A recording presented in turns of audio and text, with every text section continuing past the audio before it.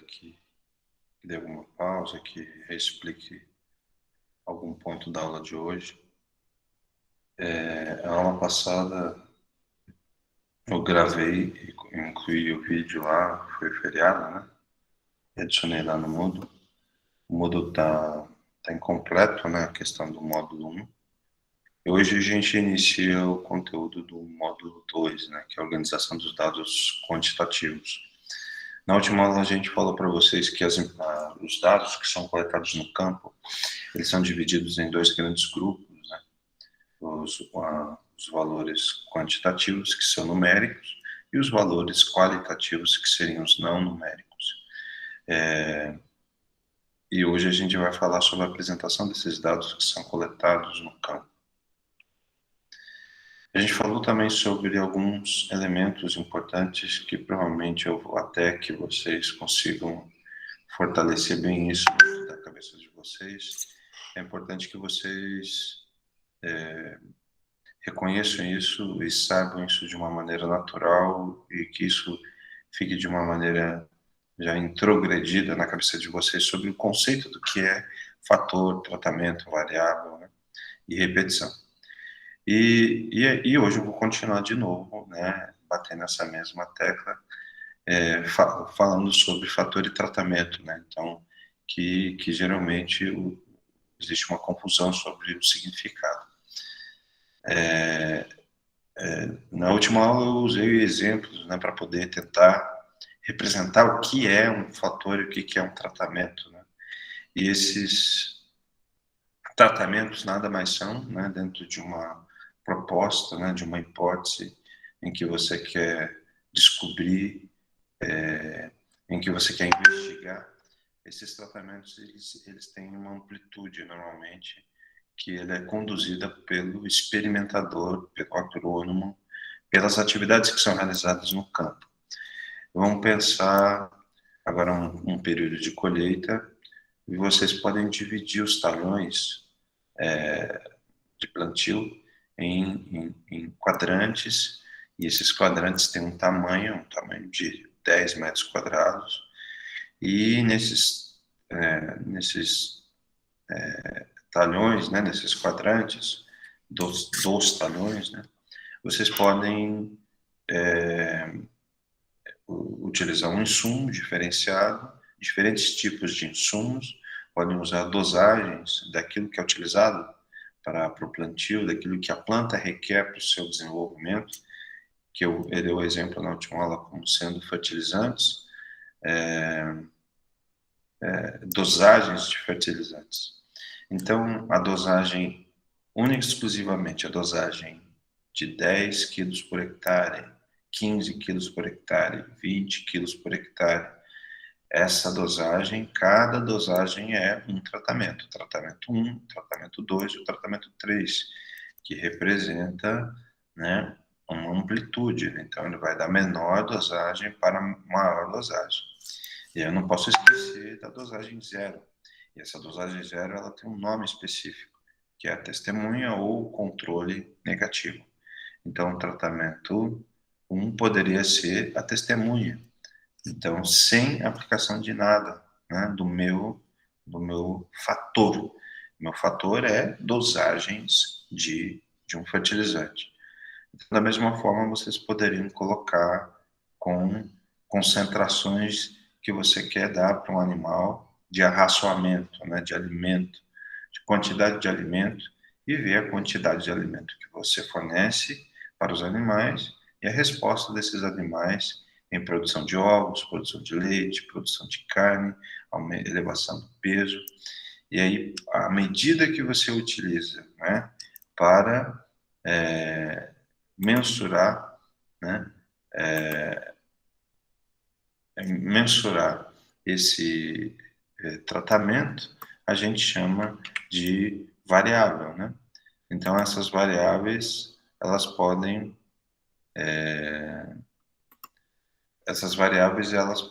são, na verdade, existem dois tipos, variáveis dependentes e variáveis independentes. As variáveis dependentes, ou de respostas, ou eixo Y, são aquelas que você vai utilizar para mostrar a diferença que existe no seu tratamento. Então, essas variáveis dependentes, no meu exemplo, elas seriam, você poderia utilizar no decorrer do crescimento da sua cultura, utilizar diferentes medidas, como altura de plantas, diâmetro do colo, número de folhas por planta, né, calcular a área foliar, né, que é medida em 10 dias após o plantio, em 30 dias após o plantio, em 80 dias após o plantio, né? Ou até mesmo, pura e simplesmente, a própria produtividade. A produtividade era medida em quilos por hectare, a quantidade por hectare. Então, mas professor, o senhor pegou e está avaliando em 10 metros por hectare, 10 metros quadrados. E aí você vai desdobrar dentro desses 10 metros, por isso vem a repetição, você tem o tratamento 2, tratamento 1, tratamento 2, tratamento 3, a planta expressando a produtividade em uma determinada área, né? E essa área você vai representar isso no seu ensaio. E aí você vai ter valores de várias repetições, em que você vai empregar as medidas descritivas que a gente vai empregar na próxima aula. Média, mediana, moda, desvio padrão, variância, são as medidas iniciais, as medidas preliminares que vocês vão utilizar para a variável dependente. Então, a variável dependente, ela vai ser útil para que vocês consigam calcular e obter informações. Através dos números, vocês vão ter informações a partir dos seus tratamentos. Qual é o melhor tratamento? Existe diferença entre os seus tratamentos? Comecem com esse pensamento, né, com essas hipóteses. Então, essas hipóteses que eu estou comentando agora, elas são importantes mais tarde, uma segunda etapa da matéria, quando a gente falar sobre testes inferenciais.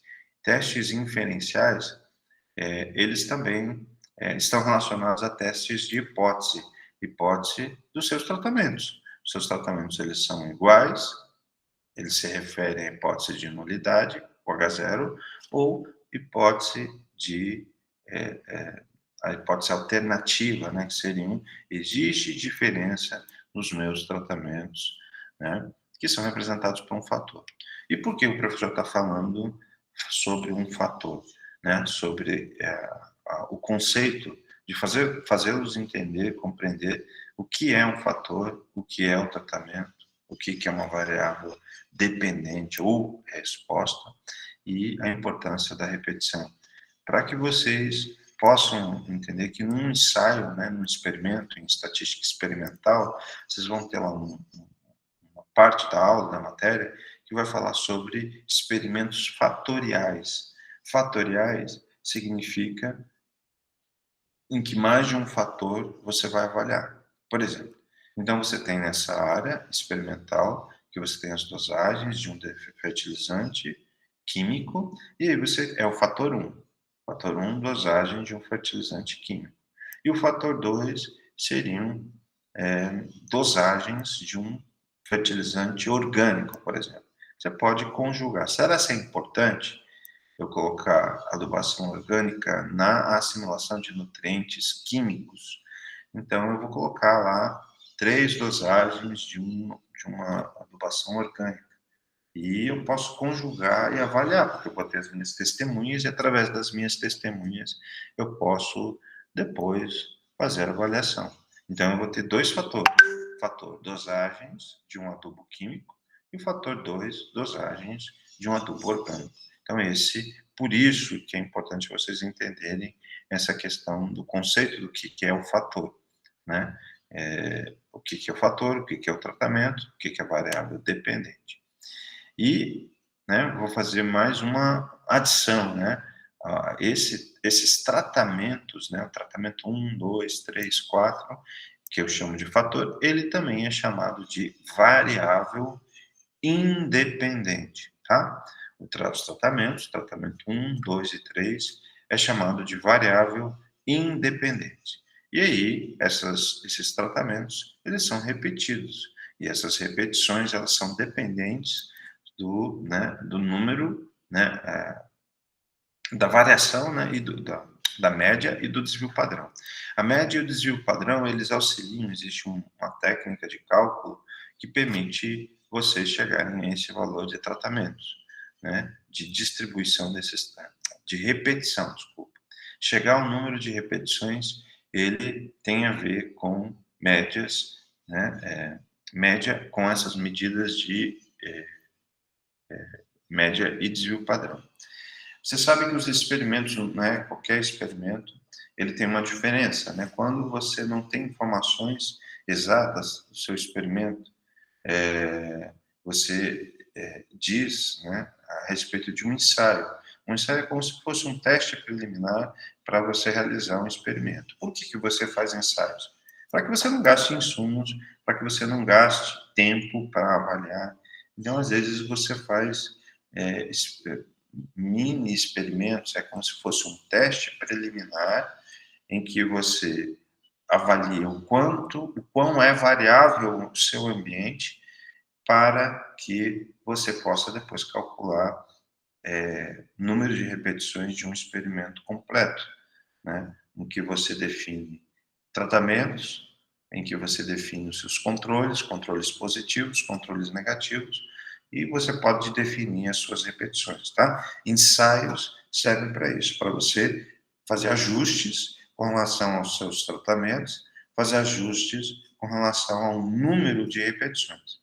Então, a coleta de variáveis dependentes obtidas a partir dos seus tratamentos, elas auxiliam na definição, que é uma das questões que vocês clássicas sempre que são ditas sempre nas disciplinas de estatística básica, como definir o número de repetições. Então ele está relacionado com o seu ensaio. O seu ensaio, quanto que ele é variável, né? As medidas de tendência central e as medidas de variação, elas vão auxiliar na definição sobre repetição. Na próxima aula a gente vai falar mais sobre isso. Anotem isso, né, que o número de repetições ele é definido com base em medidas de média e desvio padrão.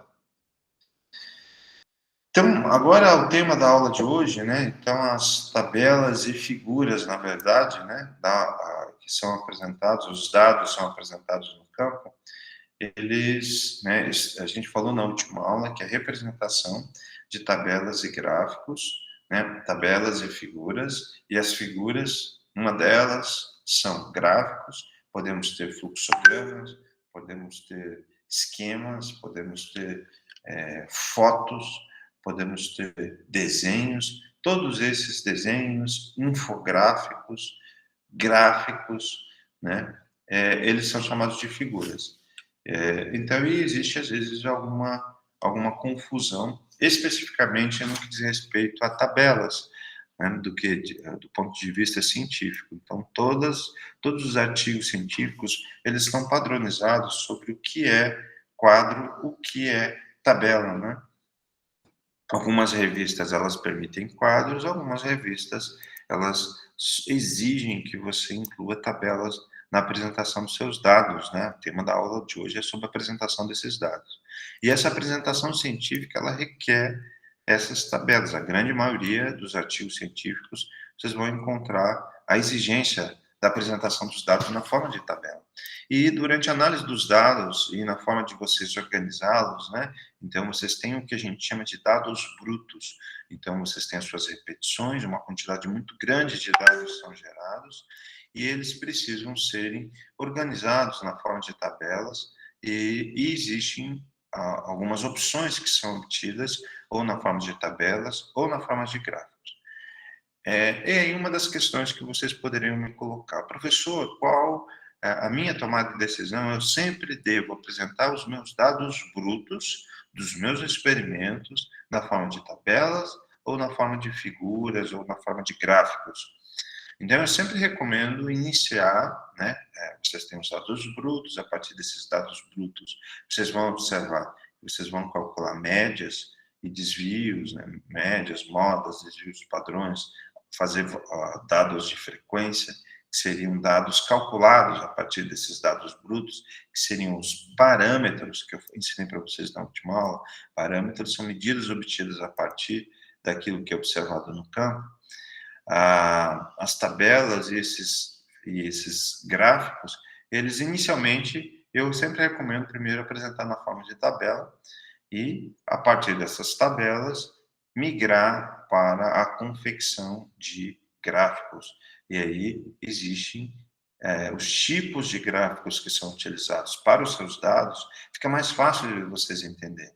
Então, se vocês resumirem o conjunto total dos seus dados, que vocês obtêm a partir das suas amostragens, a partir de representantes da sua população, você consegue enxergar melhor qual é o tipo de gráfico que você vai empregar. E a partir dali, você faz a tomada de decisão. Então, e sempre, né, eu costumo, pelo menos, sempre utilizar o Excel para realizar a montagem desses dados. Então, as análises são feitas em programas estatísticos, em que esses programas resumem, eles fazem, né, eles enxugam essa grande quantidade de dados que são gerados nos experimentos, e aí essas apresentações das suas médias, que geralmente lá no final da disciplina vocês vão entender, eles estarão apresentados na forma de tabelas. E depois vocês, então a sequência tabela, depois você faz o gráfico e olha para a tabela, olha para o gráfico e qual dos dois explicam melhor, com maior facilidade, eles se auto-explicam no seu conjunto de dados, no seu todo, na hora de você colocar no seu relatório de estágio, no seu relatório de trabalho, né? Vocês vão ter que fazer muitos relatórios e apresentar esses resultados nas empresas que vocês forem estar trabalhando.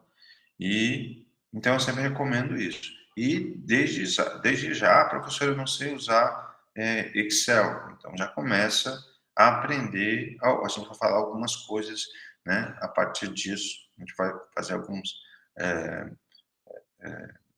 algumas avaliações utilizando Excel, utilizando o R, utilizando programas de apresentação dos dados, tá?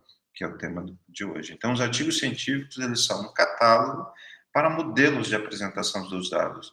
Então, eu gosto muito de recomendar para os alunos que vocês peguem artigos científicos e olhem, esse gráfico eu sei fazer no Excel, eu sei fazer essa tabela no Excel. Então, sempre peguem, né, e verifiquem as possibilidades que o Excel, as possibilidades que o programa permite para elaboração de tabelas e elaboração de gráficos. Então, vocês podem coletar dados, informações de um determinado artigo científico e preparar, utilizar isso e tentar copiar isso, copiar no melhor sentido da palavra, mas mais no sentido de aprender a preparar os dados, preparar esses dados dentro dessas plataformas, né, que o Windows permite para que vocês tenham. Então, sempre acostumem dentro das áreas. Eu gosto da área de solos. Vocês colocam a solos, Revista Brasileira de Solos, Revista Brasileira de Plantas Daninhas, Suma Fitopatológica, Fitopatologia Brasileira, né? Fitopatologia Brasileira já não existe mais. Agora ela é chamada de Tropical Pathology, né, que é uma revista brasileira, e que lá são publicados os artigos de fitopatologia. E vocês vão ter várias formas de apresentação desses dados. E quanto mais sofisticado, às vezes, vocês têm algumas formas de apresentação dos dados que utilizam programas específicos. E esses programas específicos vão gerar uma apresentação de melhor qualidade. E essa apresentação de melhor qualidade vai, com certeza, favorecer a publicação do seu artigo científico, a forma de apresentação que está sendo colocada.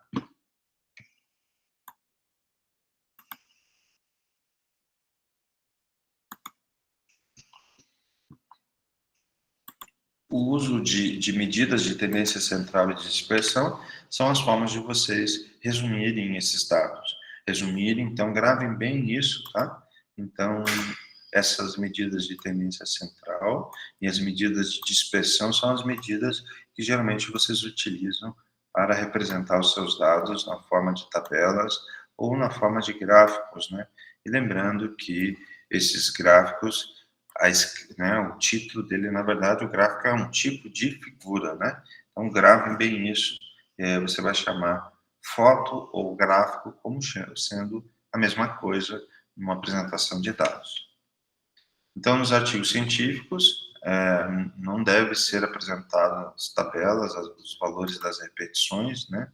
Então, essas repetições, isso demonstra, né, no momento que você estiver representando os seus dados, vocês... deixa eu ver aqui. Na forma de apresentando as suas repetições, então isso indica que você tem um desconhecimento sobre a apresentação de dados. E os dados brutos, eles não devem ser apresentados sem uma análise adequada. Então, análise, no mínimo, os desdobramentos do que a gente vai ver da disciplina, que são apresentação de tabelas e gráficos. O título sempre situado acima da tabela, que eu falei na última aula, com um título claro, e esse título ele deve resumir os elementos que representam as linhas e as colunas da sua tabela. Então, todas as informações necessárias para a compreensão, né, às vezes é uma outra questão que eu vejo do aluno, uma extrema dificuldade de colocar títulos para as tabelas, títulos para as figuras. Então, você deve focar para a sua tabela e o que a sua tabela, né, a sua tabela ou o seu gráfico, no caso do gráfico, o que o seu eixo X, o que o seu eixo Y ou o eixo Z, eles estão representando. Tá? Na última aula, eu falei sobre eixo Z, né, que seriam apresentações do eixo cartesiano, né, de dois eixos Y, teoricamente, né, duas variáveis dependentes, X, Y e Z. Y e Z poderia ser duas variáveis dependentes sendo apresentadas no mesmo gráfico, seria uma representação cartesiana, né, de 3 dimensões. E isso está no encontro 2 do módulo 1. O título 1 situado acima do cabeçalho da tabela, né, com um título claro que contenha todas essas informações. Então, faça essa leitura do que cada coluna está dizendo. Então, você deve contemplar as informações que estão contidas em cada coluna. Ah, mas professor, eu vi o artigo, eu vi o relatório, eu vi o trabalho A, B, C, né? Mas e não observou. Geralmente as revistas de má qualidade, elas não vão permitir passar essa informação. Então, revistas de boa qualidade, você tem, né, você olha para a legenda e a legenda representa o que a tabela contém, né? E tal como eu falei para vocês na última aula sobre siglas, né? Se existirem siglas sendo apresentadas tanto nas suas tabelas quanto nos seus gráficos, da mesma forma você precisa de um cuidado especial com relação às informações que vão estar contidas nessa tabela. Então a tabela é limitada por duas linhas superiores, né? Onde limitam o cabeçalho.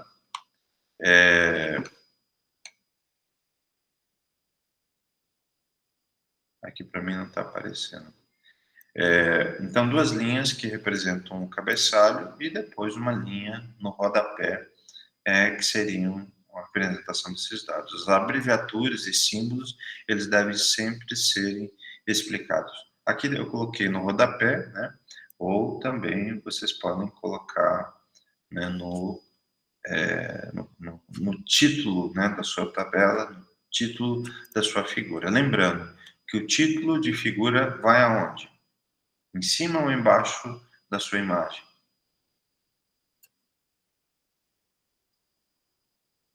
Falem para mim. O título das suas figuras, ele fica em cima ou embaixo da sua imagem? Figura. Deixa eu pegar a luz aqui enquanto vocês pensam.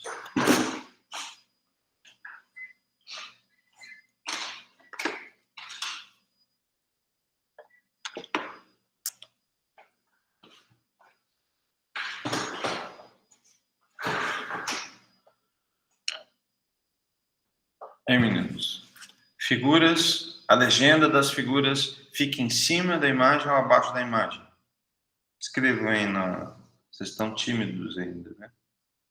Escrevam aí no, no chat, abaixo. Ótimo. E o título de tabela vai aonde? Onde ele localiza-se? Tabela, agora, Marcos. Marcos e Éder.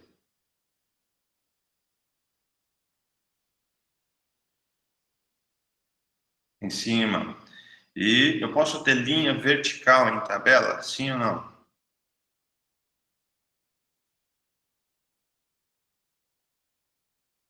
Não. Então, somente linhas horizontais, e as únicas linhas horizontais são essas três: no cabeçalho e no seu rodapé. Então, quando eu falo de repetição, né, apresentação das repetições de uma tabela, é mais ou menos o que eu vou apresentar para vocês aqui. Isso aqui. Então, aqui vocês têm as repetições, ó. Então, é o tratamento 1. Deixa eu arrumar aqui, não sei o que aconteceu.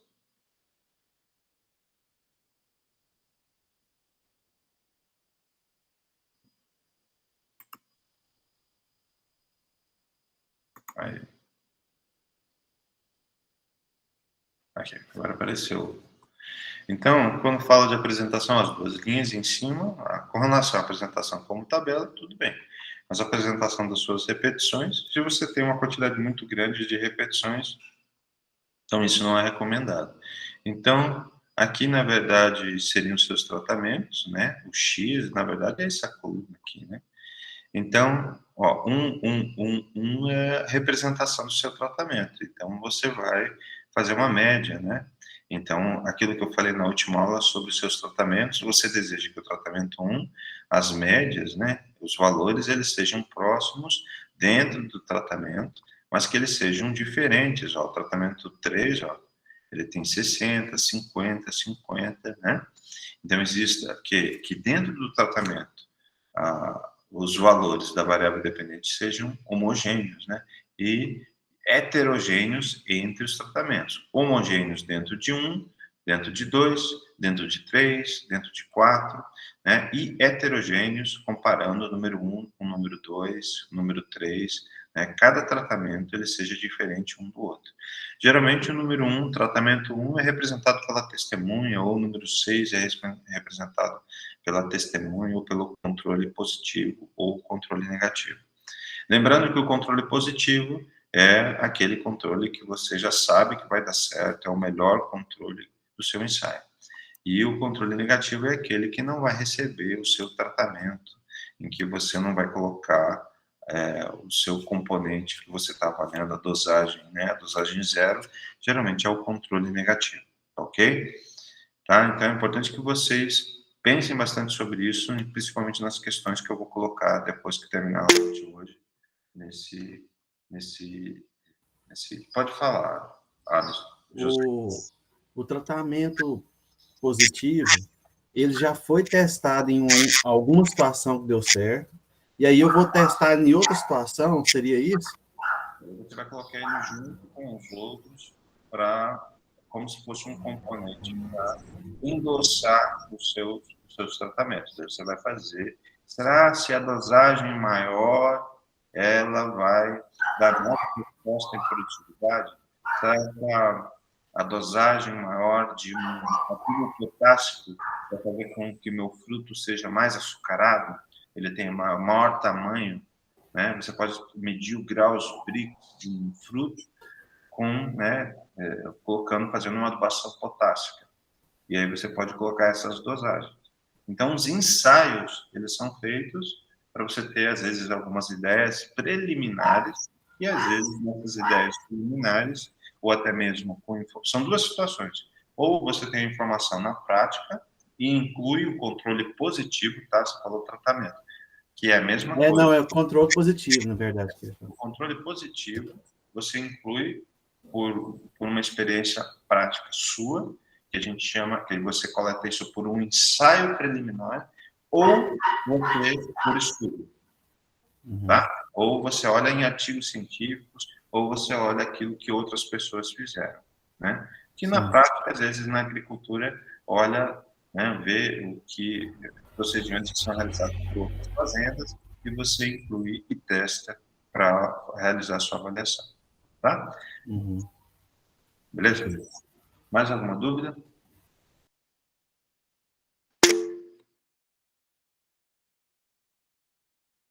Beleza, pode falar, Elson. Estou só tirando aqui, foi mal. A gente nunca sabe como é que faz isso, né? Então, essa apresentação de dados é aquela crítica que eu coloquei para vocês sobre tabela, né? Então, a apresentação dos duas linhas aqui, né? Ah, professor, pode ser fina, pode ser grossa, tanto faz. A questão nunca vi nenhuma discussão sobre essa questão da espessura. Geralmente é uma questão do bom senso. A grande questão dessa apresentação de dados é que você está apresentando os dados brutos. Essa é uma tabela de apresentação dos dados brutos. Então, eu necessito implementar uma forma de análise, algum tipo de análise, que é o tema da próxima aula, que seria uma média e um desvio, ou um desvio padrão, ou realizar um teste de hipótese para mostrar as diferenças entre os meus tratamentos 1, 2, 3, 4, tá? Ah, professor, eu posso chamar meu tratamento de 0? Pode também, não tem problema, e incluir aqui junto com o seu conjunto de dados. Né? Ah, professor, eu posso chamar com informações qualitativas, né, para os meus tratamentos? Posso chamar de tratamento A, tratamento B, tratamento C, tratamento D? Posso colocar letras? Também você pode utilizar. Então, a questão da denominação dos seus tratamentos é uma questão que tem muito a ver com a forma como você vai introduzir esses dados lá no programa estatístico. Às vezes o programa estatístico não permite informações de qualidade, né? Palavras. Às vezes ele permite, né? Na grande maioria permite, mas é uma questão que vocês vão considerar. E aí você pode chamá-los, né? Dosagem de 10 quilos, dosagem de 15 quilos, dosagem de 20 quilos. Então, você pode dar informações e essas seriam as medidas de produtividade, medidas de graus Brix, medidas de diâmetro do fruto, de massa do fruto, peso do fruto, o que você for utilizar como instrumento para mostrar as diferenças. Reparem que essa coluna aqui à direita é uma coluna que tem uma variabilidade não controlada, né, que você observa no campo, que vai mostrar as diferenças que existem nos seus tratamentos aqui, apresentados na forma de tabela. Tá? Então, o incorreto seria no tratamento 6, você ter todas essas medidas e não uma medida que sumarize, uma medida que resuma o tratamento 6. Então, o correto seria o tratamento 1, 2, 3, 4, 5, 6, e aí os valores médios, por exemplo, poderia ser apresentar. Ou o valor mais frequente poderia apresentar, né? Ou a média e o desvio padrão também, vocês poderiam apresentar, né? A média, mais ou menos, o desvio padrão, né? Dos seus dados. Então, aqui, por exemplo, é um dado de uma revista científica, né? Que é um pouco do que eu falei para vocês, né? Então, nessa revista, por exemplo, eles permitiam você ter colorações, achuras de cinza na sua tabela, e aqui são valores de respostas, né, de obtenção de respostas, número de pessoas, que é o valor de medida, né, discreta, né, é o valor, discreta não, contínua, onde você tem aqui as medidas, né, 38,6 é um valor de medida contínua e 40 seriam as medidas quantitativas discretas. Então, aqui é uma tabela que mostra a confiabilidade dos, né, dados de formulários de autorização de internação hospitalar. Aqui é uma revista, um caderno de saúde pública, né, que foi publicado em 1994. Então, você vê muitas linhas verticais, né? Você não vê, linhas horizontais, mas não vê esse padrão somente de linhas no cabeçalho e linhas no rodapé. Então, essa revista aqui permitiu, né, fugindo um pouquinho dessa regra. Essa aqui, ela tem também o padrão, né, de cabeçalho e rodapé com duas linhas, né? E aqui você tem os valores, né, as medidas que são obtidas. Nesse caso, são questionários, que é uma outra característica de dado que vocês podem obter no campo. E aí você coloca lá um parâmetro que é calculado, que é é o capa, né? E olha a sigla, né, o K, e olha a relação do K aqui na tabela. Você vai ter um número, né? Então, a apresentação dessa tabela, se é toda maiúscula, se ela é abreviada, se ela é a primeira letra maiúscula, também é uma questão da revista, né? As normas da revista vocês vão encontrar. Então, índices de concordância para as variáveis demográficas, que são essas. Nesse caso, a minha crítica seria o quê? Um espaço em branco. Essa coluna aqui, ela precisa sempre estar, todas as colunas dos seus dados, elas precisam apresentarem as informações. O que é esse conjunto de dados? Né? Que são as variáveis demográficas. Então, escrever variáveis demográficas aqui e depois utilizar as informações tanto dessas linhas, o que são essas linhas, o que são essas colunas para a confecção dessa legenda da sua tabela. E aqui o intervalo de confiança é uma forma de apresentação dos seus dados. Então, ele está dando um dado de amplitude, né? Então, o intervalo de confiança, a amplitude, ele vai de um valor menor para esse lado para um valor maior. Repare que é uma outra, quando você tem muita variabilidade no seu conjunto, você pode apresentar na forma de intervalo, ou calcular um outro componente, né? Então, as formas seriam como se fossem cartas na manga que vocês teriam a partir das medidas dependentes, né? Então, aqui você tem uma primeira medida dependente, uma segunda medida dependente, né, variável resposta, que você tem na apresentação dos seus dados. Aqui é aquilo que eu falei para vocês, né? Então, essa é uma representação, né? Tabela ou gráfico, né? Então, se você tem um fechamento de todas as laterais, né, dessa ilustração, dessa forma de apresentação dos seus dados, ela seria chamada de quadro, né? Então, isso aqui é um exemplo clássico de um quadro. E aqui você tem, né, aqui os componentes, também a minha crítica, o que é essa coluna. Então, eu preciso denominar o que é a minha coluna. O que é, aqui você tem as informações, meses, né, anos. Então, você tem aqui informações, por exemplo, de meses e anos misturadas. Então, também essa questão de você ter repetido aqui várias vezes meses, né, talvez você faria duas tabelas, uma com os dados de meses, outras com dados de anos, ou então deixar só essa coluna aqui que tem essa e essa última coluna que tem dados de anos. E aí você cortaria. Então, uma das questões da apresentação de dados, ó, repare que não tem o espaço é utilizado, né, de uma maneira adequada, mas você tem a questão de redundância, a repetição aqui, anos de novo aqui. Né? Então, pensar numa forma de apresentação desses dados, ou na forma, transformar esse 1 e 3, aqui, de 1 a 3, em meses, para conseguir colocar as variáveis com a mesma natureza. Né? Misturar variáveis com naturezas diferentes, isso é um erro muito grande. Só que aqui ele denominou. Mas você acaba sempre meio que redundante aqui, né? Repetindo a palavra meses, né? Meses, a unidade, geralmente a gente coloca aqui no cabeçalho da sua tabela, tá? E esses pontilhados aqui que vocês estão vendo, né, tanto na horizontal quanto vertical, também não são permitidos. Então, vocês têm que excluir na apresentação dos seus dados, da sua tabela, do seu gráfico, né? Então, esse pontilhado, ele não seria adequado. Então, você poderia recortar aqui, colocar duas linhas, em cima e embaixo, pode falar só sobre movimento, falar só sobre linguagem, e daqui, depois, fazer uma edição dessa apresentação desses dados, né? De forma que a legenda da unidade de medida, a unidade da medida que você está utilizando da variável dependente, ela seja a mesma também, seria um outro ponto importante, né? Então, na verdade, são questões aqui, da minha opinião, em que vocês também podem avaliar e podem pensar sempre sobre essa questão. Primeiro, né, redundância, né, a ocupação, né, da sigla, né, da unidade que representa a variável dependente, que nesse caso são meses ou anos. Então, não precisa escrever e repetir isso aqui na tabela.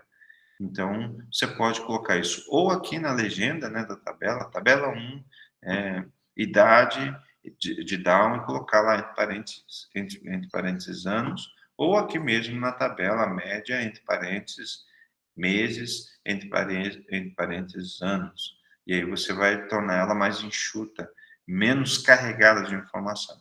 O outro ponto que vocês podem anotar no caderno de vocês sobre o que é importante para uma tabela, é a questão dos espaços, né, serem muito bem ocupados, né, que você não fique com uma tabela nem muito, né, que a coluna ocupe o espaço da coluna e que a linha ocupe o espaço da linha. Então, sempre é esse o pensamento que vocês devem ter na apresentação dos seus dados resumidos, né, dados em que foram aplicados algum tipo de análise. Então, não esquecer que existem dados que são coletados a partir de questões, de perguntas, de questionários, né? E esses questionários, eles são as respostas das pessoas, o número de respostas, eles são colocados na forma de tabelas, esses resumos, né? Que são, ou valores de frequência, que são obtidos a partir desses questionários, ou através das medidas, dos exemplos que eu falei para vocês, né? De altura, número de vagens, número de frutos, né, produtividades. Então, as variáveis dependentes são inúmeras, são ferramentas, né, para mostrar as diferenças que existem entre os seus tratamentos aqui, tá? Então, esse é um quadro em que essa revista aqui permitiu, né? E a tabela, o que que é? Tabela seriam essas duas linhas apresentadas no cabeçalho, né, e uma linha no rodapé, tá? Então, ainda, o terceiro ponto dessa tabela, né, que nós podemos utilizar para aprender o que é essa tabela, é que, né, as informações contidas, o símbolo, né, do que é, na verdade, o nome do fator, né, ele vai estar aqui nessa linha e não pode ficar sem essa informação. Então, dizer o que é esse conjunto de informações que representarem os seus tratamentos, e aqui esse fator ele estaria dentro desse espaço. Siglas, elas devem ser ditas, e a repetição dessas informações, dessas siglas, elas sempre devem ser consideradas para serem plotadas, né, na forma de tabelas. Vocês poderiam também pensar em transformar isso em 3 gráficos, um sobre o movimento, um sobre linguagem e outro gráfico sobre a parte pessoal e social, e depois apresentar isso da melhor forma possível. Aqui, né, você tem, né, isso é tabela, né? Aqui é a tabela com as linhas em cima. Quando você não tem o dado, né, das informações, que é uma outra questão, às vezes coloca NDA, né, não observado, às vezes o tratamento, né, você não conseguiu obter aquele resultado, ou às vezes você põe um traço, né, que representaria essa informação. Então, aqui as 4 variáveis dependentes, e aqui as variáveis, os ingredientes, né, que compõem as multimisturas, aqui dadas em gramas por 100 gramas, né? Então, a unidade. Então, o que é 0,17? Se não está na tabela, vai estar aqui na legenda da tabela. Então, aqui ele coloca, né, tem um padrão, né, de colocar a cidade e o estado e o ano em que foram obtidos esses ingredientes que compõem as multimisturas dados, né, em gramas por 100 gramas. Então, ele tem um resumo dessas três avaliações, e aqui a legenda do que é a sigla MM1, né? MM1, multimistura produzida na comunidade Nossa Senhora Aparecida. MM2, multimistura produzida na comunidade Vicente. Então, aqui está colocando, né? Você poderia também colocar essa legenda aqui no título da tabela, não tem problema também, tá? Então, aqui, ingredientes que compõem as multimisturas na comunidade Nossa Senhora Aparecida, MM1. Multimistura, depois vírgula, multimistura produzida na comunidade São Vicente, MM2, e assim por diante, já ter aqui na sigla da tabela. E aí, mas professor, o título, a legenda da tabela vai ficar muito grande. Aí não tem importância, né? Então, sempre é uma melhor forma, um melhor acabamento. Uma casa, por mais que você construa, sempre você vai ter coisas de melhorar o acabamento dessa casa. Então, a tabela, a forma de apresentar esses dados, vocês vão olhar, vão ter esse olhar crítico sobre esse conjunto, tá? Deixa eu ver mais. Então, aqui as legendas, né? Mais nenhum outro ponto. Lembrar dessas questões dos espaços, indicar que não tem nada. Você pode colocar NDA ou um traço, anotem isso no caderno, tá? Sobre essas tabelas, então, forma de apresentação. E as siglas, sempre descrever o significado dessas siglas. Ou aqui, na forma de rodapé ou no título da tabela. Então, a tabela colorida, será que eu posso utilizar? Então, às vezes, que é uma outra questão. Então, vejam bem, na forma que, às vezes, eu faço um trabalho, os TCCs dos meus alunos, né, eu sempre, esse tipo de tabela, né, é uma tabela sóbria, que a gente chama. É uma tabela, né, que não tem cor, nem letras, né, nem as letras vão ficar coloridas. E preto e branco e com essa formatação. Então, o formato é o formato científico. Um documento científico, as tabelas e as figuras, elas deverão serem apresentadas de uma forma mais apropriada, que é dessa forma. E aí, quando eu realizar apresentações no PowerPoint, aí eu posso editar. Existem opções de eu transformar. Essa tabela, ela tem opções de transformar em tabelas automáticas, no PowerPoint ou no próprio Word, você colocando essa tabela preto e branco, ele transforma essas tabelas em tabelas coloridas. E aí a apresentação num PowerPoint, aí é permitido, você pode apresentar de uma maneira, da maneira como você achar. E, inclusive, introduzir linhas verticais e linhas horizontais, colocar cores, né? Então, evitar não, sempre revisar suas tabelas para que elas não tenham erros ortográficos, para que não tenham erros de digitação na sua apresentação. Então, na apresentação, no PowerPoint dos seus dados, né, você vai marcar algum ponto onde vai direcionar o pensamento para você explicar sobre essa tabela. Então, você pode colocar isso como sendo colorido, pode apresentar como, né, um quadro, né? Então, quadro ele seria recomendado para apresentações, e aí a questão da performance, a qualidade, a coloração, a cor é permitido para apresentação. Mas para a apresentação desse dado num relatório técnico, vocês vão ter que redigir muitos relatórios técnicos, vocês vão fazer relatórios profissionais, né, relatórios para as empresas, e vocês necessitam colocar seguirem esse tipo de padronização, tá? O Flávio deve ter falado para vocês na disciplina de metodologia científica. Aqui uma outra forma, né, de apresentação de resoluções para impressão. Então, aqui com cores, né, e imagens associando, né, dentro de quase como sendo um fluxograma, né. Então, é uma outra forma de apresentação dos seus dados. Então, para uma apresentação de PowerPoint, né, arquivos PPT, né, imagens, você pode introduzir e realizar esse tipo de apresentação de tabela ou gráfico. Aqui, né, agora falando sobre gráficos, né, nós temos aqui as legendas. As legendas, a posição também não tem nenhuma regra. Mas a minha crítica, vamos falar sobre crítica. Então, se quiserem anotar sobre esse gráfico, então essa margem que tem, se você tem uma folha que é A4, para que você vai ter essa margem aqui ainda, né?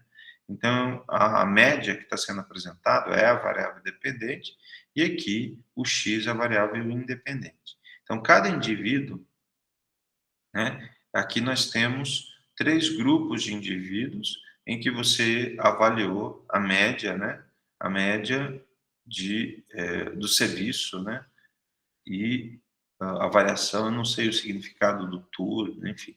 eu coletei o gráfico mais para fazer as críticas com relação à apresentação desse dado. Então, lembrar que esse aqui é um gráfico de barra, né, barra em 2 dimensões. Então, 2 dimensões é só x, y. Em 3D, você vai ver x, y e o z aqui sendo apresentado. Então, ele não, aqui eu recomendo que você sempre retirem isso aqui quando forem apresentar os seus gráficos, essa bordadura do gráfico, principalmente quando você coloca no Word, né? Então, para que você ocupe melhor o espaço que você está utilizando. Aqui, o eixo X, você tem as informações, né, de cada uma dessa coluna, e outra crítica, né, essas linhas que vocês vão ver aqui no gráfico também, retirar essas linhas para que não polua, né, não tem uma poluição visual com relação à imagem. Ó. Reparem que o gráfico ele tem uma bordadura aqui, ó, esse gráfico de barra, né? Então a barra ela tem uma bordadura. O que tem que aparecer mais são esses componentes aqui que representam a minha variável independente. Ó. Repare que esse RCT ele não tem informações nem de professores nem de alunos, ou seja, foi 0 aqui, né? Quando não aparece é porque é 0. Então eu retiraria essa, primeira coisa, retirei essa bordadura lateral, retiraria essa linha interna do gráfico, isso é automático no Excel, quando vocês estão realizando, é a minha segunda crítica. Minha terceira crítica é esse título aqui, que existe, que está em cima do gráfico, então ele faz meio que automático também, dentro do programa, dentro do Excel, né? Então, a minha terceira crítica é retirar ela, serviço de barra, variável. Então, você vai colocar figura 1, você vai copiar esse gráfico, você elabora esse gráfico lá no Excel, cola no Word, e lá no Word você vai colocar a legenda sempre abaixo, como foi colocado aqui o Marcos, né, e o Éder, né, o Éder e o Marcos colocaram lá que a legenda de figuras de um gráfico, que é uma figura, vai colocar embaixo aqui, tá? E aí vocês podem variar com relação aos tipos de apresentações, né, desses componentes. Aqui eu poderia, se existe esse espaço que vai ficar aqui no seu gráfico, né, eu colocaria a legenda aqui nesse espaço aqui, seria a minha quinta crítica desse gráfico. Então, eu colocaria o que é esses componentes. É claro que essas siglas eu posso colocar na minha figura, que é lá no Word, colocar o significado dessas siglas lá, colocar essa legenda aqui, e aí, ó, o espaço em branco. Esse espaço em branco que está esse título, o gráfico vai aumentar. Eu vou ter mais área útil. Eu vou poder mostrar mais as minhas barras, aquilo que interessa, tá? E essa média também, média de quê? Média de quantidade. Então, é importante também que você seja bem claro com relação à sua variável dependente aqui, que seria a minha sexta crítica aqui sobre o significado. Outra crítica que eu colocaria eu poderia, ó, se o máximo do valor é até o número 7, eu clico em cima do gráfico e mudo a escala e deixo no ponto 7. Então, isso aqui vai ficar lá no topo, né? Vai ficar bem aqui em cima, essa barra, que é o maior valor que eu vou incluir. Ah, mas professor, eu fiz esses dados aqui, são os dados de 2021. Eu vou apresentar os dados de 2022. Então, se você vai apresentar dados que são complementares, outro gráfico relacionado a esse, a escala do eixo X e do eixo Y deve ser a mesma. Então, se você usou 7 aqui, no outro gráfico, a escala também, o maior valor máximo de escala também vai ser o valor 7. Ok? E aí depois eu vou falar sobre isso no Excel. Então, é importante que vocês, esses pequenos detalhes, isso que eu estou falando, eu não vou mais repetir isso, né? Então, que vocês olhem para os gráficos, olhem para as tabelas e reproduzam e façam, no melhor sentido da palavra, questão crítica, né? No sentido de que isso é a forma de padronização em que vai ser cobrado muito de vocês quando vocês estiverem trabalhando, quando vocês estiverem apresentando seus dados, não só, né, um trabalho de exploração gráfica, exploração estatística, né? Sempre, sempre, sempre vocês vão ser cobrados com relação a dominar, né, esses pacotes do Windows, que envolve o Word, Excel, PowerPoint. E se você dominar, né, o R, melhor ainda, né, que a gente vai estudar mais à frente.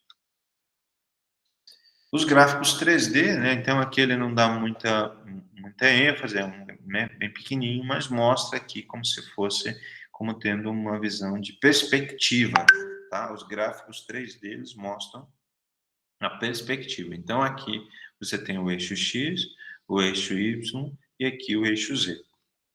Ah, mas professor, está mais fraquinho. Olha aqui a quantidade de área inútil do gráfico que você poderia utilizar colocando essa legenda aqui em algum outro espaço do seu gráfico.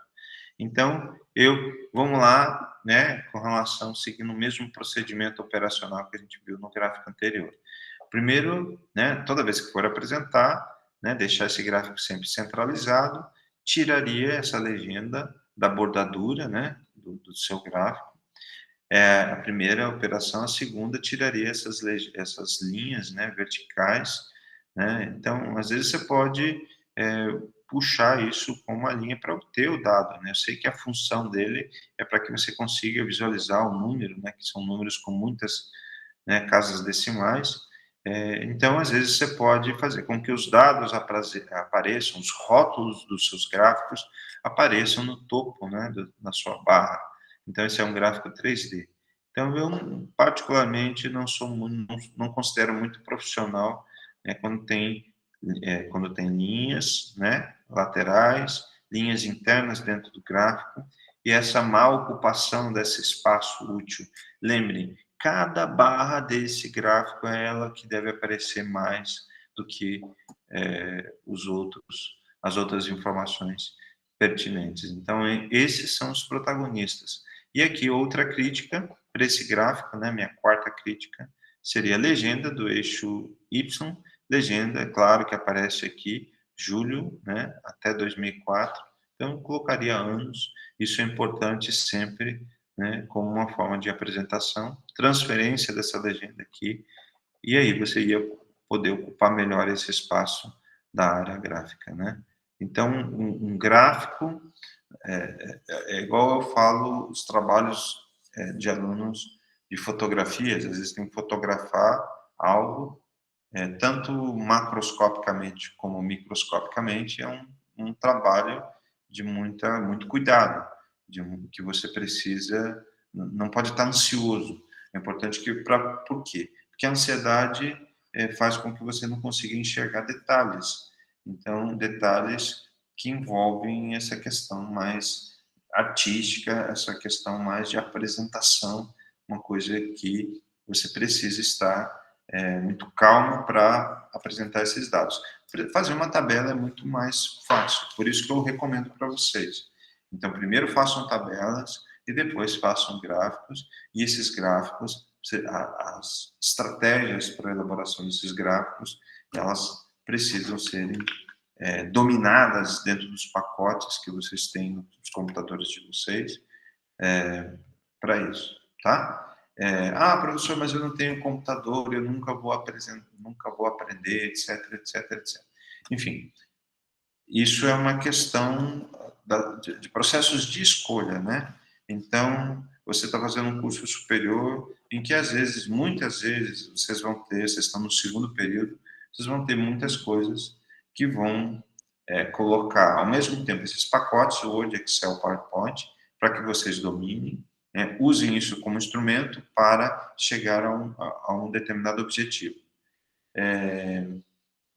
O que eu percebo, né, de muitos alunos, às vezes, eles se integram trabalham dentro de muitas plataformas, muitos programas que a escola oferece, e com o dinheiro que ele que consegue dentro das bolsas, né, hoje em dia, né, você tem acesso a uma série de possibilidades e encontrar na internet computadores e comprar o seu próprio laptop para que justamente você consiga colocar esses pacotes, consiga dominar. Então, é a minha recomendação, esse start, né, esse começo de atenção né? A vida adulta requer que as coisas elas venham para você de uma maneira fruto do seu trabalho, fruto do seu esforço, né? Então, entrem, recomendo que vocês entrem dentro desses vários programas e quem conseguir entrar, guarde o dinheiro, compre um computador e não fiquem esperando, né? Então, é inadmissível você deixar lá para depois, porque você tendo ele, você vai, a forma de aprendizado, ela é maior quando? Ela é maior quando você, para resolver os seus problemas, você tem esse pacote, tem o computador em mãos para o seu cotidiano como um estudante. Então, eu me lembro que eu comecei a dar aula em ensino médio e eu comprei o meu próprio computador. Na época não existia laptop, né? Pelo menos era impossível comprar um laptop porque era muito caro. Então eu comprei aqueles grandões que tinham um baú, hoje em dia já não tem mais, né? Um baú do lado, um gabinete e uma tela imensa desse tamanho, eu acho que era, junto com uma impressora, era um negócio que ocupava toda a minha mesa onde eu estudava. Então, sabia que isso ia ser muito importante, que ia me ajudar a dominar esses pacotes estatísticos, então ninguém precisa dizer isso para vocês, né? Então, se vocês não têm dinheiro, então a questão procurar uma forma de economizar, uma forma de vocês terem esses acessos para que vocês consigam ampliar os horizontes de vocês com relação a esses pacotes que envolvem o Windows e muitos outros pacotes que dentro da estatística são empregados, né, e que podem ser utilizados. Às vezes eu tenho um outro pacote, mas que eu gosto mais de utilizar, que é a qualidade gráfica, né, que faz com que eu reproduza tabelas, reproduza gráficos, e que isso mostre um diferencial seu como profissional, né, do seu relatório técnico. Quanto mais cedo vocês apresentarem, quanto mais cedo vocês irem em busca disso, meninos, meninas, não existe diferença disso, é uma questão de profissionalismo, de dominar esses aspectos que eu estou colocando aqui para vocês. Aqui, né, então um gráfico de duas dimensões, a x e y. Aqui em 3D, x aqui na frente, y, y e aqui o z sendo apresentado, né? O y, na verdade, só para dar a noção de perspectiva para o meu gráfico. Então, esse é um gráfico 3D. Vocês poderiam me perguntar, professor, quando que eu uso 2D, 3D? Então, na verdade, às vezes, o que eu faço? Às vezes eu coloco em 3D e vejo se eles apresentam ou não, né, uma qualidade gráfica melhor ou pior, né? Então, são questões que vocês vão analisar, levando em considerações todos esses aspectos que eu falei sobre bordas internas de gráficos, bordas externas de gráficos, distribuição da legenda para não ocupar espaços desnecessários e adição de legendas no eixo X e Y. Então, também não tem nenhuma regra que eu possa colocar aqui, na minha opinião, sobre gráficos 2D, 3D. Então, sempre eu sigo essa questão do bom senso. Primeiro, eu faço o resumo desses dados na forma de tabelas, e a partir dessas tabelas eu vou fazer. Às vezes, a tabela, eu tenho 5, 6 colunas, mas a quinta coluna é a mais importante, então posso fazer um gráfico somente da quinta coluna e apresentar esse gráfico numa apresentação.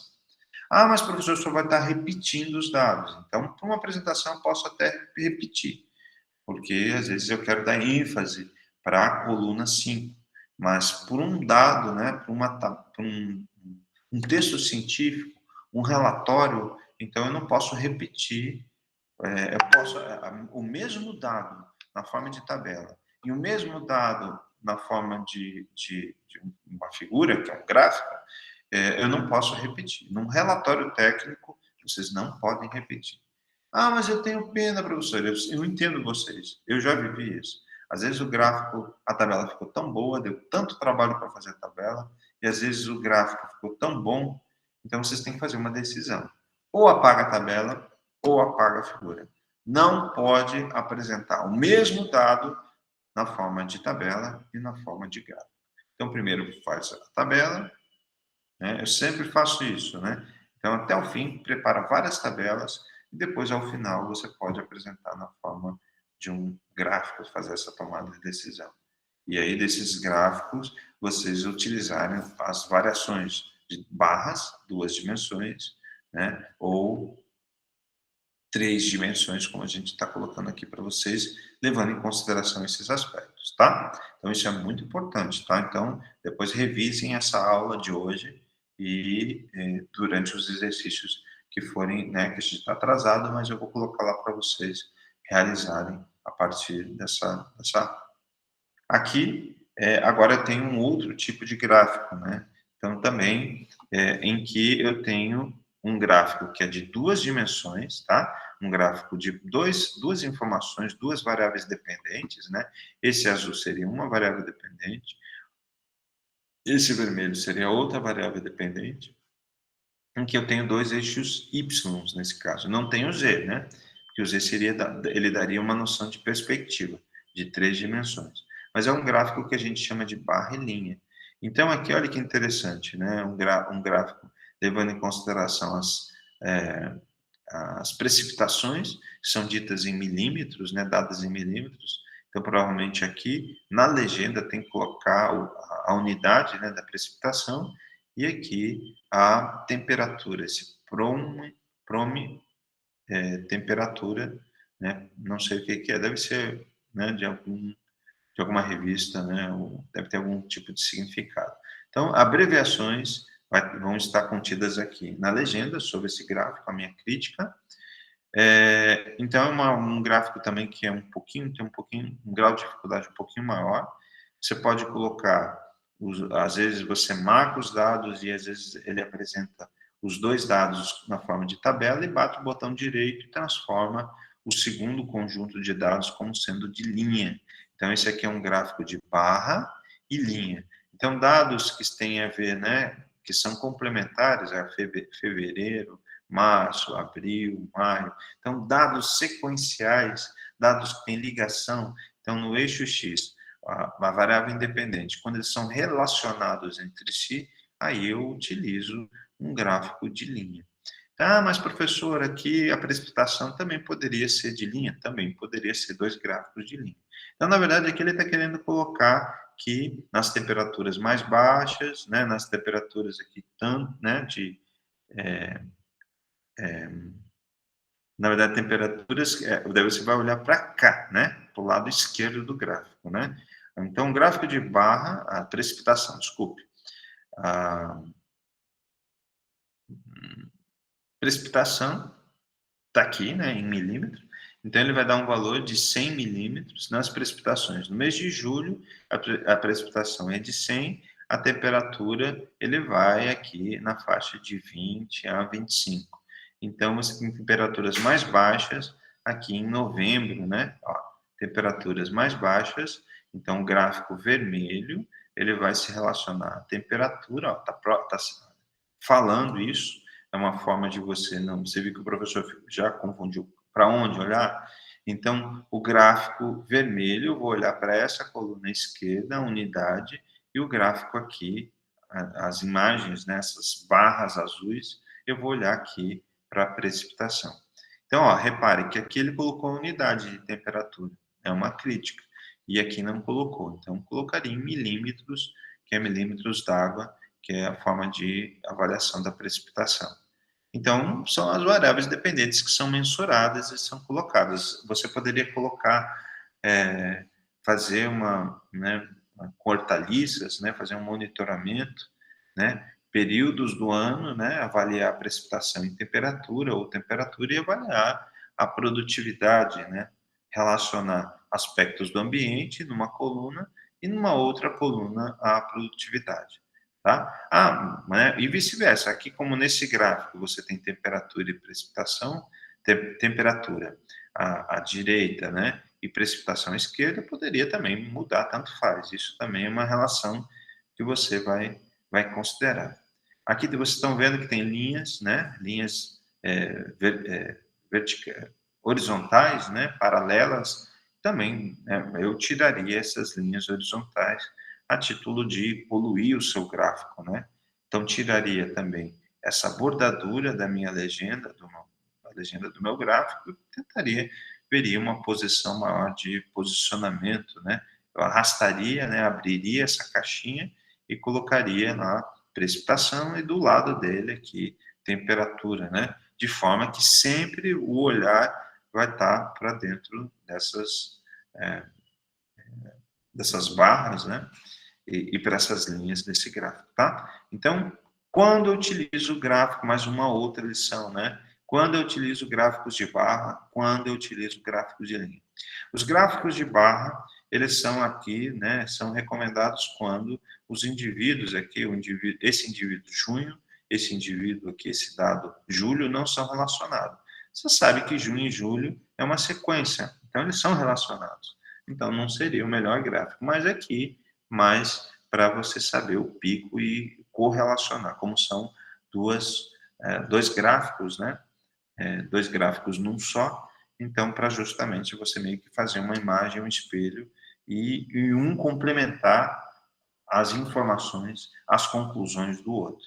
Então, é importante olhar para esse gráfico e o que vocês consigam descrever, né? A gente ainda não começou a falar sobre isso, mas descrever aqui os valores que são valores médios. Então, descrever aqui no mês de janeiro, aqui, né? Janeiro, você tem, né, uma temperatura mais baixa, né? Aqui nessa região, e janeiro a fevereiro, né? Janeiro a fevereiro tem a temperatura de abaixo de 2 graus até temperaturas abaixo de zero, né? Até 3 graus. Ao contrário, e eu tenho uma precipitação em janeiro a fevereiro variando de 70 até 90 milímetros. Pronto. E aí você está descrevendo o que tem essa informação. Então, você pode pegar o menor valor, pegar o valor de pico e descrever uma informação que esse gráfico está falando. Nos meses de julho a agosto, a precipitação, agora eu posso mudar, né? A precipitação foi acima de 100, um pouco acima de 100 milímetros, né? E a temperatura, ela teve uma média variando de 20 a 25 graus Celsius. E aí, depois você pode finalizar de novembro a dezembro, né, em que a temperatura voltou a baixar e a precipitação, né, houve muito pouca variação de precipitação. No mês de junho e fevereiro, né, se você for comparar a temperatura daqui do centro-oeste, você vai ter precipitação lá embaixo, né, em alguns meses, nos períodos de seca.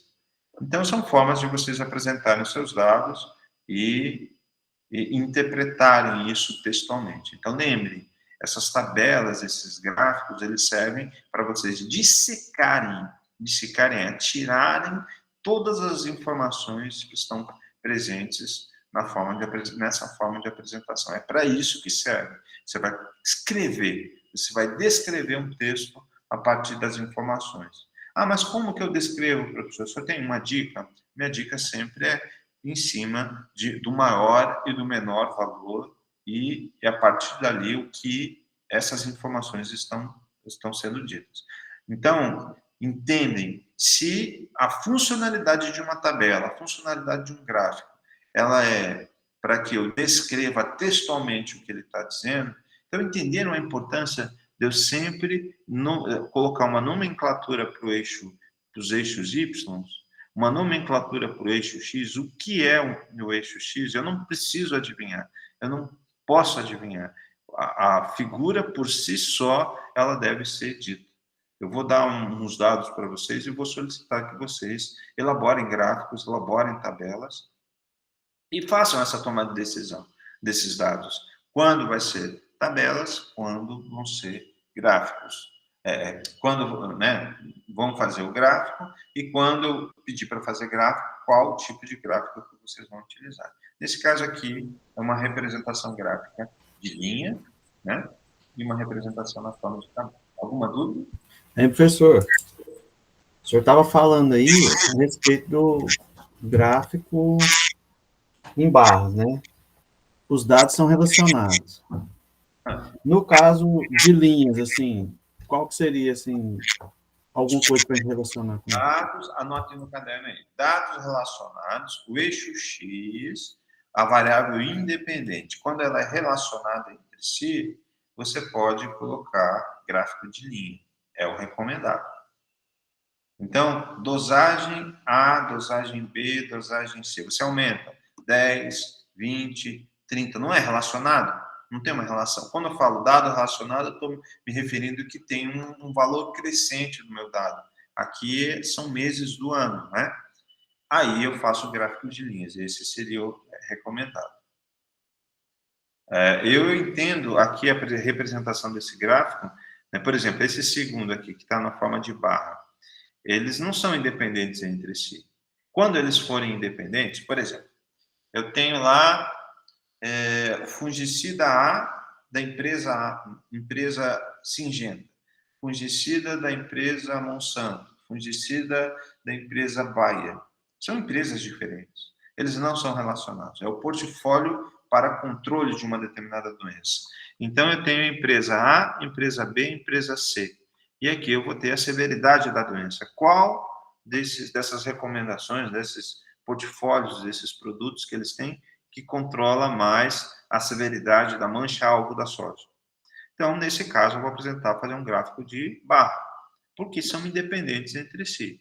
Agora, quando forem relacionados, eu vou pegar a empresa Singenta, eu vou pegar a dosagem A, dosagem B, dosagem C, dosagem D. Então, são dosagens que vão ser crescentes, que vão aumentar. Dosagem de 10, de 15, de 20, de 25 ml por litro ou hectare. Então, tudo isso, quando eles forem relacionados, gráficos de linha. Notem no caderno. Eixo X relacionado, gráfico de linha. Eixo X não relacionado, gráfico de barra.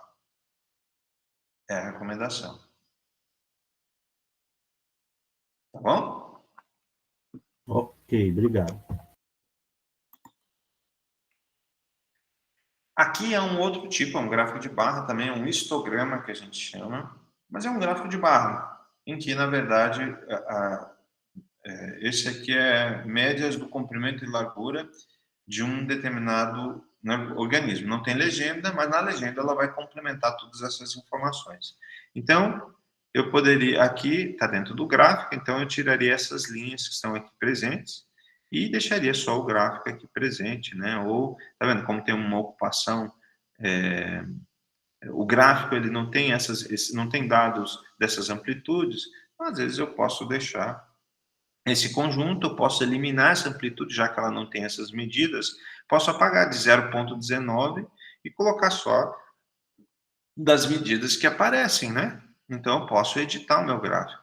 Ó, esse aqui é o contrário. Da outra vez, eu poderia cortar, fazer uma edição, né, da escala aqui, né? Aqui foi o 40, eu já baixei, em vez de colocar 100, né? Foi o valor máximo, né, que foi obtido. E eu poderia cortar aqui essas medidas e fazer uma edição desse gráfico. Então, esse aqui é um gráfico de barra, em que está mostrando o valor que é mais frequente. Ó, de 1,5 a 1,79, eu tenho 36, 37 indivíduos que têm um comprimento, uma relação de comprimento-largura. Ele é mais comprido do que largo. Então, você sabe que a estrutura ela não é esférica. Quando ela tiver um resultado de 1, por exemplo, se isso aqui fosse maior, né, se o gráfico tivesse aqui, ó, nesse ponto, significaria que a estrutura que eu medi, que eu mensurei, ela era esférica, porque o comprimento e a largura dela, ela é igual. Então, ela não é, ela é mais comprida do que larga. Ela é 1,5 a 1,8 mais comprida do que larga. Ou seja, ela não é esférica, é um pouco mais elíptica, né? Nesse caso aqui. É uma outra forma de vocês apresentarem as amplitudes do total. Então, às vezes, quando eu falei para vocês de não apresentar os dados brutos, porque ali eu coloquei, né, você tem 10, tem 15 dados, e quando eu tiver 100? Quando eu tiver 1000 dados do meu conjunto, né, então eu não posso apresentar todos os dados da minha população, então toda a minha amostragem. Então você vai resumir isso na forma de tabela, resumir na forma gráfica. Aí é o tema da aula de hoje, né, a apresentação dos dados quantitativos. Aqui é uma outra forma, né? Então, aqui ele não tem a barra externa, poderia tirar aqui essa margem ou deixar para formar em cima, para dar uma ênfase em cima do seu gráfico. Aqui, as diferentes isolados do organismo, e aqui eu peguei e coloquei uma cor, né? Uma cor para pimentão, porque pimentão é verde, tomate é vermelho, coloquei uma coloração vermelha, a abóbora, a laranja. Então, às vezes, algumas questões mais sinestésicas do seu conjunto de dados, e aqui a profundidade da papila. E, então, é o gráfico de barra, que vocês vão aprender a fazer isso mais à frente. É o teste de média, que vai dar um nível de significância, que são essas letrinhas. E esse mesmo nível de significância, ele está querendo representar aqui o desvio padrão, ó. Então, essa barra para cima ou para baixo é a mesma coisa que positivo e negativo. Então, por exemplo, o valor da profundidade de papila, que é do PCT 28, ele tem aqui um valor de 6. Então, ele tem, aí você olhando na escala, você vai ver que são 6 até 4, 2, né? Então, ele varia a média é 6. Ele varia de 2 para menos ou 2 para mais. E assim por diante, dependendo da distância, você vai pegar, vai projetar com uma régua esses tracinhos aqui, que são as barras, né, de desvio padrão. Então, gráfico de barra com o valor de desvio padrão aqui. Graficamente, isso aqui é um valor de desvio padrão que vai ser representado. O desvio sempre é a variação em torno da média. Então, é um gráfico de média e desvio padrão do seu conjunto de dados. E aí vai apresentando, pode apresentar o desvio padrão, que é esse item gráfico, ou o nível de significância. Você já deve ter visto gráficos com letrinhas. Essas letrinhas são chamadas de níveis de significância. Então, anotem aí no caderno de vocês letras que aparecem acima da barra nos gráficos são níveis de significância, tá? Então, também colocar legenda, colocar embaixo, é uma outra opção que vocês vão ter para gráficos com barras e desvios padrões. Ó, cada um é diferente, por isso que o PCT é um indivíduo, né? PCP, né, um isolado de pimentão número 72, o isolado número 17, são indivíduos diferentes. E eles são diferentes entre si, que são mostrados pelo gráfico. Então, eles não têm uma relação. Então, aqui você não vai fazer um gráfico de linha, porque eles não são relacionados. Eles são diferentes. Aqui, o que eu fiz para mostrar a relação foi a cor, né? Então, eu me atrevi a colocar uma coloração verde para aqueles indivíduos que são de pimentão, coloração vermelha para aqueles indivíduos que são de tomate. Tá? É uma outra ideia. Então, são ideias. Então, eu sempre costumo olhar gráficos de artigos para obter ideias. Acostumem a realizar esse tipo de tarefa, esse tipo de trabalho. No caso aí, eles foram relacionados por grupos, né? Aí foi grupo verde, grupo vermelho.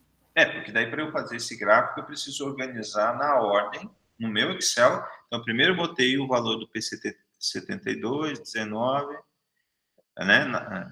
Isso também é uma coisa que às vezes as pessoas, numa revisão, né? Eu poderia colocar PCT 108 fora da ordem, então eu coloquei na ordem, coloquei as medidas da profundidade da papila, depois coloquei na tabela os valores do desvio padrão. E professor? Para que eles ficassem ordenados também, ó, 2, 31, 33, ó, aqui está fora da ordem, 28. Alguém poderia me questionar, né? O PCT 28 vem antes do PCT 23 na ordem. Pode falar. Sim. Então, depois dessa questão das cores, eu queria, é lógico que mais para frente a gente vai ver isso, mas eu queria só destacar um ponto aqui. Essa sigla ali é PCT, né? Isso é uma coisa do experimento, né? São fungos em que se mediu a estrutura dele. Então, esse PCT 28 vermelho aí, que tem uma média maior, né? E o PCD 12 do amarelo, não, laranja, né? Depois do vermelho, maior aí. Eles têm uns desvios padrão se a gente for olhar só na média, parece que tem uma distância bem significativa, né? Mas se a gente for olhar no desvio padrão, eles estão, assim... Como que a gente correlaciona isso aí? Só para eu ter uma ideia. Isso vocês vão ver, ó. Se isso aqui, ó, se você fizer uma linha imaginária e ela cortar aqui, eles estatisticamente são iguais entre si. Tá vendo? Ó, por isso que a letra tá igual, ó. CD é igual a CD. Agora, tá vendo? Se eu pegar, tá vendo? Vamos pegar esse primeiro aqui, ó. A linha imaginária, se ele vir para cá, ele não corta esse gráfico, certo? Sim. Comparando o PCT 28 com o PCT 72. Logo, esse indivíduo estatisticamente é diferente desse. Por quê? Porque eles não cortam. Ó, se ele corta aqui, ó, porque ele é igual. Ó, CD, CD. Ó, esse aqui não corta desse aqui. Então, eles são diferentes. Comparando, né? Comparando esse com esse. Sim. Então, você pode... Na verdade, aqui, eu nem precisaria dessas letrinhas. Por exemplo, na estatística descritiva, você vai fazer média e desvio padrão. Então, na média e desvio padrão, não precisa fazer o teste inferencial. Então, para chegar a essa letra, é o final da disciplina, que é o teste de comparação de médias. E, na verdade, é um afunilamento. Ou você pode apresentar só o desvio padrão, ou você pode apresentar só os níveis de significância, as letrinhas nos níveis de significância. É algo do tipo, numericamente, você está vendo, a média aqui não é diferente? Sim. Mas eles estatisticamente são iguais. Sim. Ok. Bom. Então, aqui, dados de anos relacionados. Então, vou fazer gráfico de linha. E essas linhas podem ser atenuadas, arredondadas, enfim. E aí, dentro da opção que vocês podem colocar, aqui no caso de pontos e linhas, né? Aqui é pontos e linhas, eu não coloquei isso. Pontos e linhas dentro desse gráfico. Então, para dados relacionados, aqui você pode fazer a inversão. Aquilo que era variável independente fica no eixo Y, e aqui a variável dependente fica no eixo X, por causa da história de posicionamento gráfico, tá? Mas não esqueça, só mudou a questão do posicionamento, não é uma regra, né? Então, se fica mais fácil de observar a questão gráfica, você pode colocar o eixo, aquilo que era para ser eixo X em Y e o que era para ser variável dependente no eixo X, tá? Então, a gente chama de gráfico de barra invertida. E as legendas sendo apresentadas. Esse aqui é um 3D, é um 4D, né? Vocês podem olhar aqui que tem um espacinho aqui para cada grupo. Outro gráfico que a gente tem, então, nós temos o gráfico de barra, gráfico de linha, né? E agora o terceiro gráfico, gráfico de ogiva, né? Em que você, ou pizza, que também vocês chamam, mas tecnicamente vocês chamam de ogiva. Então, as respostas de cada um, as análises de frequência podem ser representadas sobre gráficos de ogiva também. E a partir dali você consegue observar aqui.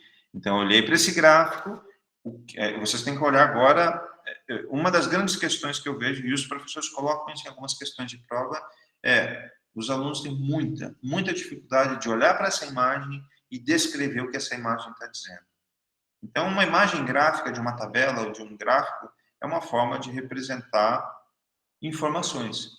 E essas informações, você é capaz de descrever uma informação textual, usar o seu português, né, usar a sua compreensão de texto, né, compreensão de foto, o que ela está dizendo, tanto de gráficos como até mesmo fotos, o que as imagens elas dizem para você. São formas de linguagem, são formas de comunicação, mais resumidas, mais direcionadas.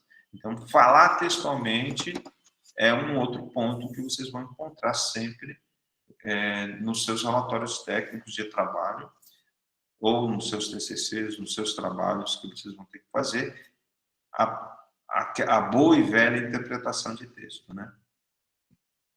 Nesse caso, interpretação gráfica.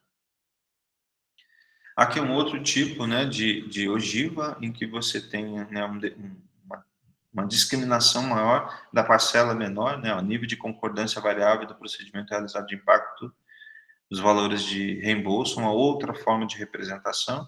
Então, à medida que vocês forem mexendo, vocês vão encontrando e colocando em preto e branco, né? Às vezes você tem tons, né, de cinza na apresentação gráfica, às vezes questões mais formais pedem, às vezes, dados científicos, por exemplo, eles têm muito poucas cores, a não ser dependendo do tipo de gráfico que você for utilizar, tá? Aqui você tem um gráfico de ponto e linha e reparem, né, teve uma interrupção, provavelmente não conseguiu obter informação, né, ou morreu algum elemento do experimento e depois ele continuou a pegar esses dados de vários anos aqui, né? E é um gráfico também que tem dois eixos Y, né, que você, né, ou talvez esse aqui está se referindo a esse eixo Y e esse gráfico se referindo a esse segundo eixo Y, né, que você está apresentando, tá? Então, são estratégias. Aqui são gráficos só de pontos que vocês podem colocar, que é o que a gente chama de histogramas, né? Que muitos programas eles fornecem, e aí dão uma ideia daquilo que é mais frequente, né? Nessa nuvem aqui é aquilo que é mais frequente no seu conjunto de dados. Então, aqui, né, os histogramas sem o espaçamento, né, na verdade é um gráfico de barra, né, mas sem o espaçamento com as amplitudes, e aqui em 2D e aqui em 3 dimensões, né, que vocês vão encontrar os valores mais frequentes. Então, o topo são os valores mais frequentes, né, um histograma ele mostra no seu topo, né, nesse caso aqui, as amplitudes de 44 a 45,9, as amplitudes mais frequentes do seu objeto, tá?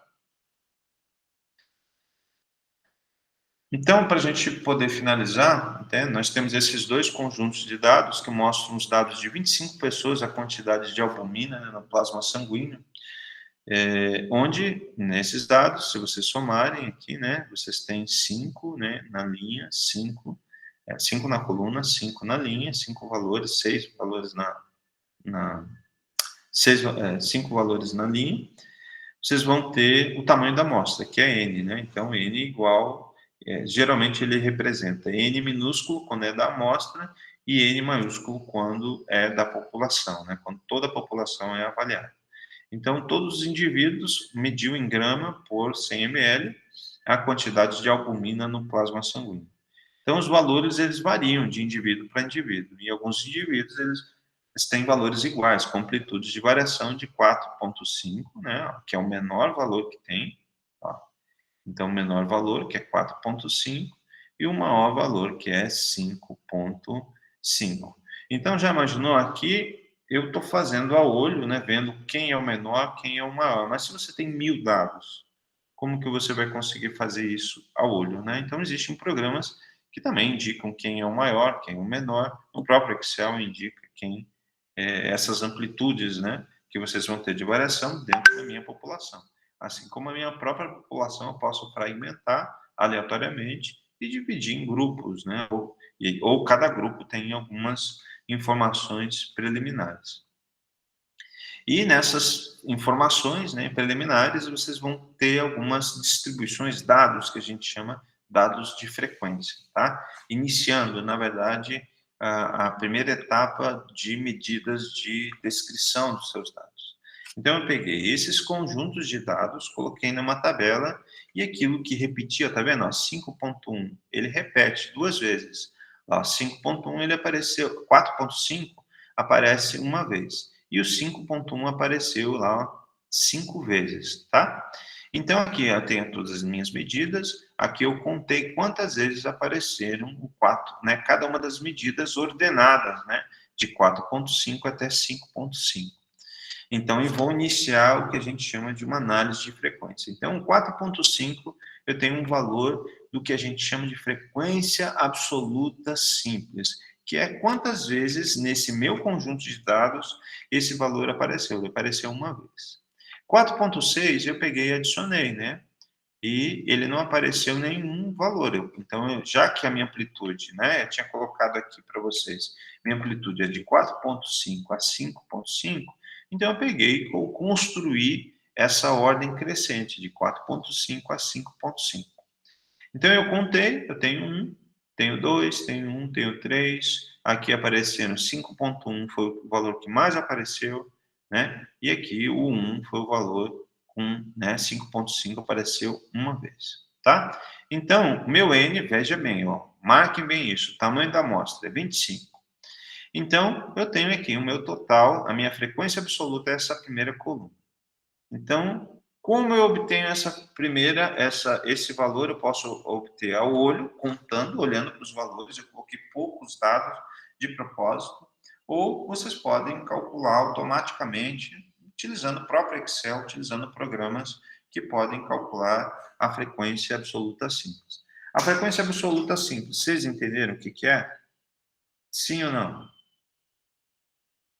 É só Sim. contagem de quantas vezes apareceram cada um. Então, eu pego a minha frequência absoluta simples e o meu número total de indivíduos que eu tenho da minha população, que é 25, que vocês viram lá no meu N, e vou calcular a minha frequência relativa simples. Então, o que é a minha frequência? Eu coloquei aqui um exemplo. Do primeiro caso é 1 dividido por 0,04. Então, ele deu um valor decimal. Então, ele deu de 0,04, 0, 0,08. Então, é 1 dividido por 25. 5 dividido por 25. 3 dividido por 25. Então, se eu pedisse para vocês calcularem, né, vocês podem calcular à mão, mas existem programas que também fazem isso automaticamente, calcularem a frequência relativa simples, vocês teriam que pegar o valor de observações que cada dado aparece, dividirem pelo número total dos seus representantes. E aí eu vou ter esses valores apresentados na forma decimal, tá? Entenderam isso? Frequência relativa simples. Como obter? A razão ou divisão, né, do número da frequência absoluta simples dividido por N, pelo número total de indivíduos. Tá? Então, para cada um, eu calculei a minha frequência relativa. Então, ou seja, o indivíduo 4,5, ele aparece 4%, porque 0,04 é 4%, né? O valor de 5,1, ele aparece 20%, ó, de 5 e 5,1. Ó, se eu somar as minhas frequências, ó, a minha frequência relativa, ela mostra que 40% da minha população aqui, ela tem valor de taxa de albumina de 5 a 5,1. Entenderam o significado de frequência relativa simples? Entenderam o cálculo de frequência relativa simples? Sim. Beleza? Eu vou para o próximo. Agora eu vou para a próxima coluna, né? Do próximo parâmetro calculado a partir dos meus dados da população, que é a minha frequência acumulada. Então, quantos indivíduos têm de frequência igual ou menor a um determinado valor? Por quê? Frequência acumulada é um valor de somatório. Então, eu vou pegar, ó, frequência acumulada aqui, eu vou pegar esse 1 que está aqui, ó, e vou somar, vou repetir. Ó, onde é 0, vou colocar 1 para 4,6. Então, ele é de frequência igual ou menor. Então, de 4,6 a 4,5, existe apenas, de 4,6, existe apenas um indivíduo que tem taxa de albumina menor que 4,6, que é 4,5. Aqui, então eu vou somar agora o 1, que está aqui, com o 2, que deu 3. Então, vamos lá. Então, ou seja, a frequência acumulada, a interpretação dele. Então, eu tenho uma frequência acumulada igual a 3, significa que 3 indivíduos têm valores de taxa de albumina inferiores a 4,7. Aleatoriamente. Então, ele está de 4,7 a 4,5. Então, isso que eu estou falando para vocês é a interpretação que o parâmetro, o cálculo do parâmetro requer, que é a análise de frequência. Então, ó, não é frequência, é frequência absoluta, frequência relativa, e aqui é a frequência acumulada. E aí a frequência acumulada, os programas podem fazer, ou você pode fazer à mão também. Igual aqui. E aqui 4, então tem mais um, ó. Então 2 mais 1, 3, mais 1, 4. Então tem aqui a frequência acumulada. E assim sucessivamente vai somando sempre 1 mais 2, 2 mais 1, 1 mais 3, 1 mais 5, e assim eu vou constituindo. E olha, reparem aqui ao final.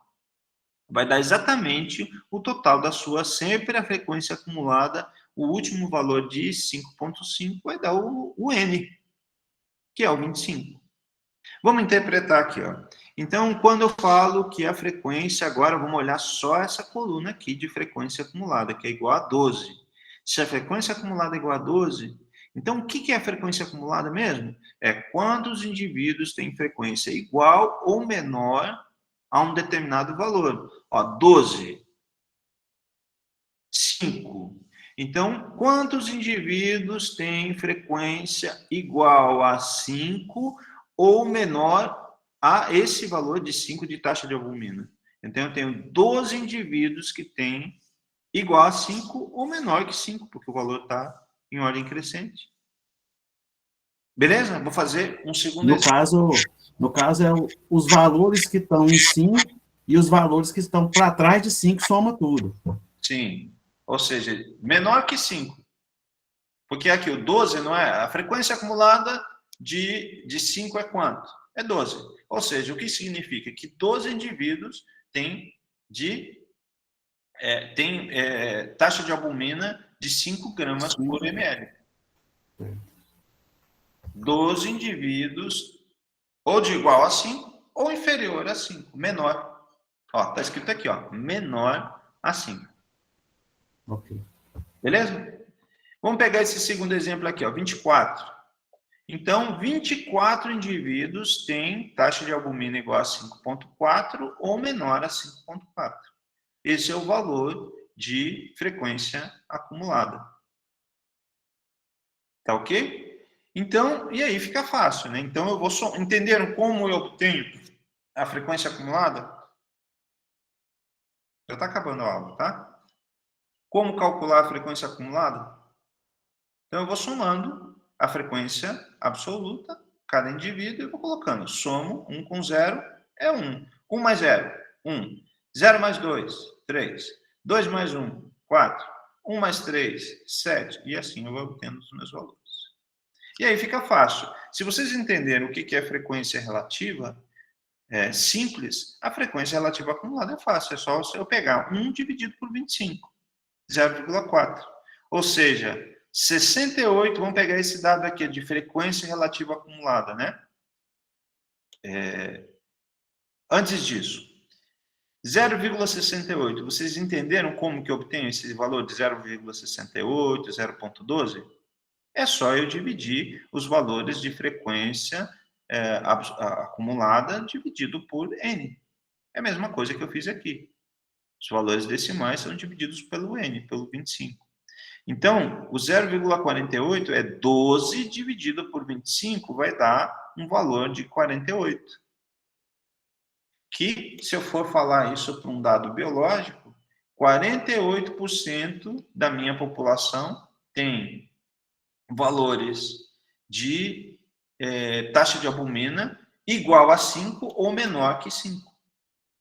88%, ó, esse dado aqui, ó, 88% dos indivíduos da minha população tem taxa de albumina de 53, menor, de 50, iguais a 53 ou menores que 53. Porque é uma regra. Sempre eu vou colocar isso aqui em ordem crescente na minha análise de frequência. Essa frequência que está na forma de tabela é essa mesma frequência que está aqui, ó. Tá bom? Só que você pode utilizar, fazer um gráfico de albumina com frequência absoluta, de albumina com frequência relativa acumulada, colocando os valores de porcentagem.